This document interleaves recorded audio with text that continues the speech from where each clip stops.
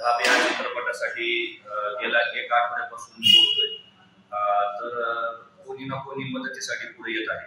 मदत कशा प्रकारे की समजा आता मी एक उदाहरण देतो. आमचे मित्र आहेत प्रवीण आचार्य सर आणि जनजीवन सम्राट हर्षल बोवासके यांनी जेव्हा हा चित्रपट बघितला तेव्हा ते एवढे भावनिक झाले. त्यांना वाटलं लोकांनी हा चित्रपट बघावा, कारण जे लाईव्ह चाललेलं आहे आजच्या समाजात, आजच्या या सगळ्या जगात जे चाललंय ते या चित्रपटात योगेशने दाखवलेलं आहे.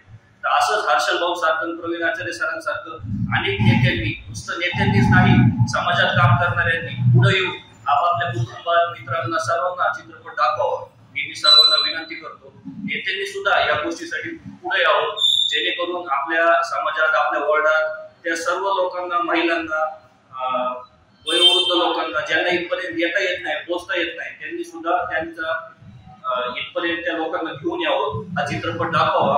आणि जेणेकरून बाहेर सुद्धा जुन्नर असेल, आंबेगाव असेल, आपले पाहुणे असतील, प्रत्येकाने हा चित्रपट पाहिल्यानंतर समजते नक्की हा चित्रपट काय आहे. आता बाहेर फक्त पोस्टर लागले का, पण जोपर्यंत आता समजा माझ्यासारखा बोलला 2 शब्द, मी माझ्या 2 मित्रांना सांगणार, ते देखील चित्रपट बघायला येणार.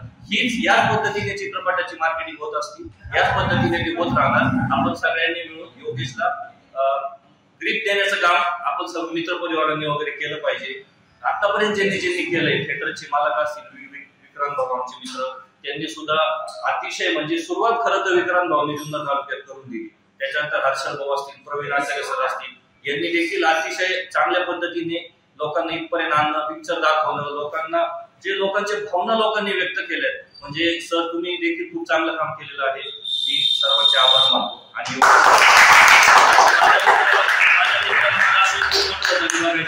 आणि आमचा जो सर्व मित्र परिवार आहे कॉलेजचा, जुन्नर कॉलेजचा, सर्वांशी आम्ही कॉन्टॅक्ट मध्ये आहोत. आम्ही सर्वत्र एकत्र येऊन आता पुढचं नियोजन आपल्याला करायचं आहे. शुभेच्छा.